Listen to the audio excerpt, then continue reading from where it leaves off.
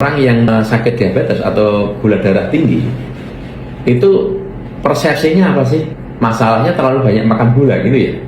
Akhirnya saya sakit diabetes. Itu salah. Salah. Diabetes itu terjadi memang akhirnya gula tinggi, tetapi terjadinya diabetes dipicu bukan karena kadar gula yang tinggi, bukan, karena tubuh gagal mengolah lemak menjadi asam lemak. Ya, akhirnya muncul plak. Jadi pertama kali segala macam penyakit degeneratif, mau diabetes, mau hipertensi, mau gangguan jantung, mau neuropati, terjadinya sama. Terjadinya metabolisme, tubuh gagal mengolah minyak atau trigliserid untuk menjadi nutrisi asam lemak. Awalnya karena adanya gangguan lambung. Karena ada gangguan lambung, itu pasti karena gangguan lambung. Nah, gangguan lambung kan seperti saya sering bilang, bergejala, rasa nyeri, rasa sakit, ya itu cuma 15-20%. Yang tanpa gejala, gangguan lambung tanpa sakit itu lebih tinggi, Pak, 80%. Jadi lebih tinggi. Sehingga orang bilang aku nggak sakit. Nah, masalahnya gangguan lambung itu, definisi gangguan lambung bukan nyeri atau tidak nyeri. Definisi gangguan lambung adalah lambung gagal memetabolisme makanan menjadi nutrisi. Dalam kasus ini kegagalan lambung adalah mengolah protein untuk dirubah menjadi asam amino. Nah, karena orang dengan gangguan lambung kecenderungannya cairan lambung itu pH-nya mendekati netral, mendekati 7. Apalagi orang yang punya luka radang lambung yang parah, ya. Pokoknya intinya kalau orang dengan gangguan lambung itu cairan lambungnya menuju netral. Dengan ditambahi obat-obatan antasida atau penetral asam lambung ataupun tanpa. Jadi kalau tanpa itu sudah proses alami hormonal. Oke. Ketika lambung cairannya mendekati netral, yang terjadi lambung tidak bisa masak, tidak bisa mengolah makanan. Cairan lambung itu kan kayak kompor, ada apinya. Kalau apinya kecil, dia kan masaknya lama tuh, Pak.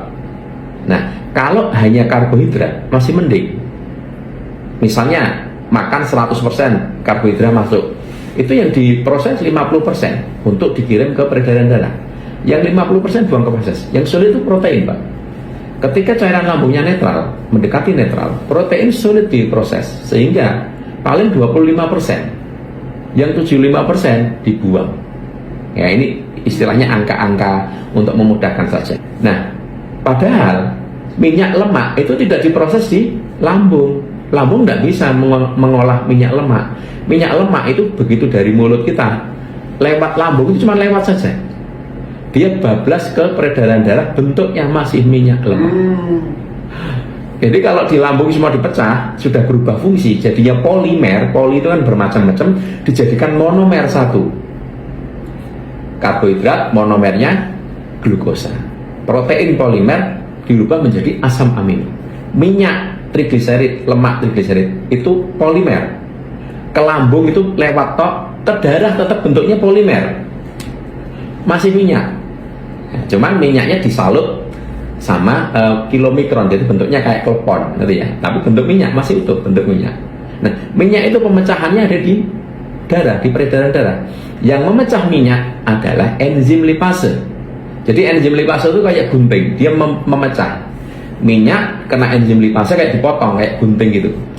Jadi dua, gliserol sama asam lemak. Gliserol dikirim ke liver, ke hati. Asam lemak itu makanan sel. Nah, enzim lipase dari mana? Enzim lipase itu didapat dari asam amino. Asam amino didapat dari protein. Nah, orang dengan gangguan lambung kan sulit mengolah protein, sehingga asam amino yang naik ke darah nggak banyak. Ingat betul ya, 25%, sisanya kebuang ke feses. Nah, suatu saat minyak lemaknya banyak, stok enzim lipasenya habis. Yang proteinnya kan sedikit.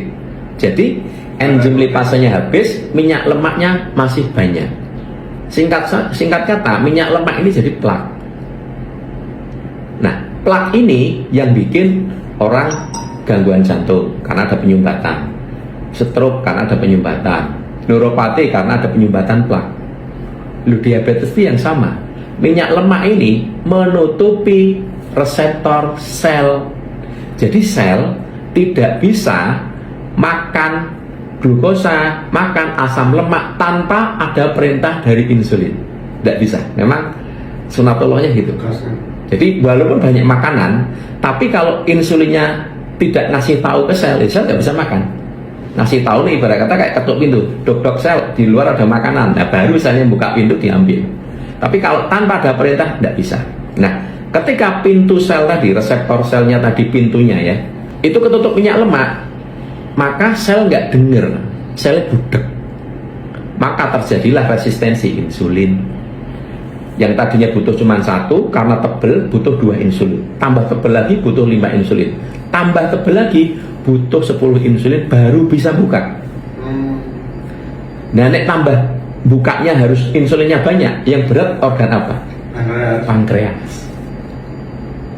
Akhirnya ketika dibutuhkan 20 insulin, pankreasnya cuma mampu bikin 18. Karena kan tebel minyaknya, tambah tebel. Orang kan makan terus. Akhirnya apa yang terjadi? Gula naik. Oh, kamu gula darah nih, kadar gulamu naik. Jadi sebenarnya orang diabetes itu kadar gula naik karena apa? Pertanyaannya. Karena nggak bisa dimakan sama sel. Kenapa nggak bisa dimakan sel? Karena ada minyak plak menyumbat pintu reseptor. Pertanyaannya, diabetes terjadi karena apa sekarang?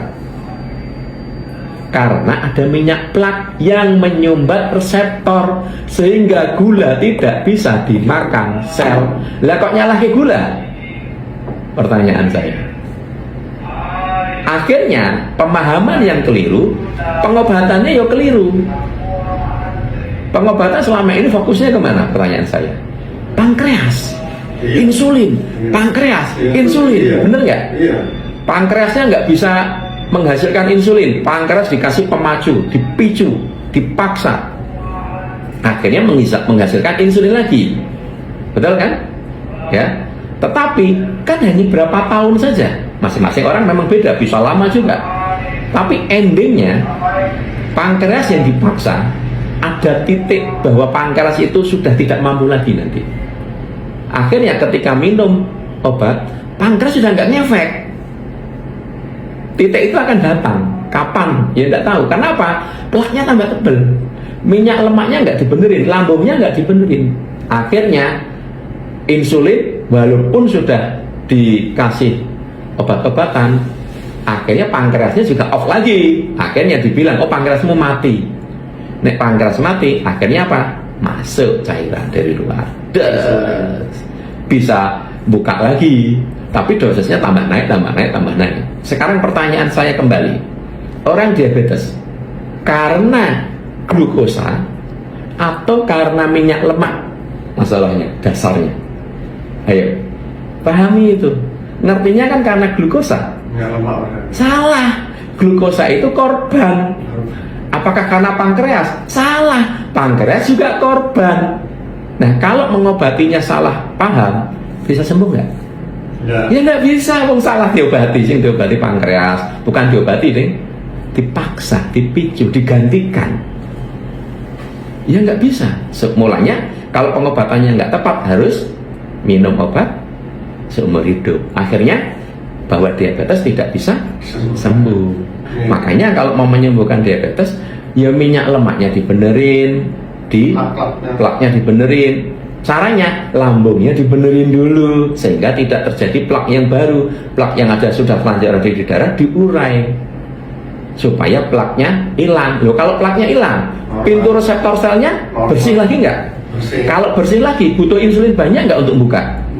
Nggak butuh. Akhirnya pankreas nanti juga dibenerin.